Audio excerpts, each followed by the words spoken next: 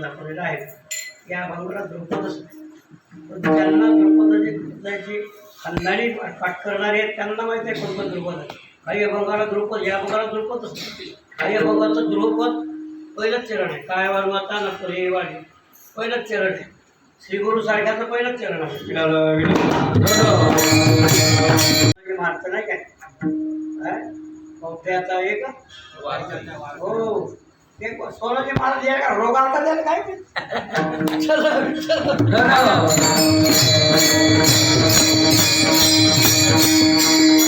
माझ्या नोकरीला अभ्यास व्हायला लक्षात घ्या.